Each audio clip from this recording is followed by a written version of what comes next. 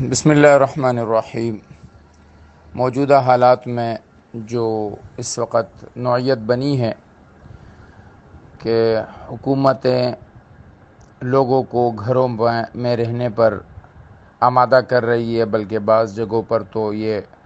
ایک طرح سے احکامات جاری ہوئے ہیں کہ آپ اپنے گھروں میں رہیے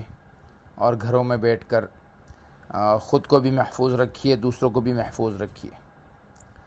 اس صورتحال میں بعض لوگ گھروں کا جو سامان ہے، جو چیزیں خورد و نوش کی ہیں، انہیں کچھ عرصے کے لیے زیادہ خریدنے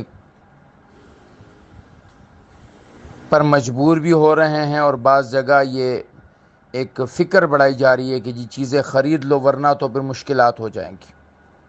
تو ایک سوال یہ اٹھتا ہے کہ کیا یہ ذخیرہ اندوزی میں شامل ہے؟ تو دیکھیے، جو ذخیرہ اندوزی جس کو شریعت نے حرام قرار دیا ہے، حضور اکرم صلی اللہ علیہ وسلم نے فرمایا کہ ذخیرہ کرنے والا خطا کار ہے۔ ایک جگہ آپ علیہ السلام نے فرمایا کہ ذخیرہ اندوزی کرنے والا لعنتی ہے۔ ایک جگہ آپ علیہ السلام نے فرمایا کہ جو شخص غذائی چیزوں کو ذخیرہ کرے گا، اللہ اس پر غربت کو، افلاس کو، جذام کی بیماری کو جو ہے مسلط فرمائے گا۔ یہ ساری چیزیں متعلق ہے اس چیز سے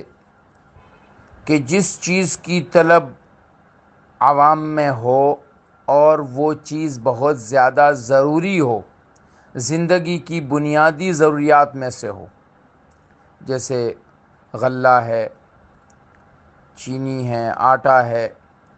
اسی طرح پٹرول بھی اب اس میں داخل ہے، دوائیاں بھی اس میں داخل ہیں، کہ اگر کوئی شخص ان چیزوں کو اس لیے چھپا کے رکھتا ہے کہ جب یہ لوگوں میں اس کی طلب بہت زیادہ بڑھے گی تو ہم اسے مہنگے داموں فروخت کریں گے، اس کے اصل داموں سے کہیں زیادہ، تو اس پر یہ لعنت ہے۔ لیکن اگر کوئی شخص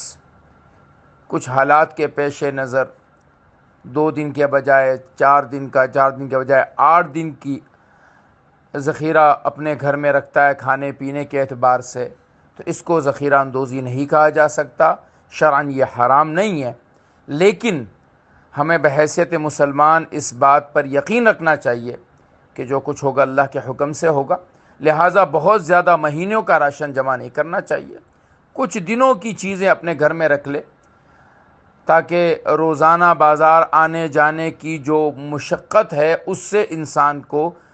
بچاؤ ہو اور لوگوں سے زیادہ میل جول سے بچا جائے۔ مفتی عبدالباقی اخنزادہ۔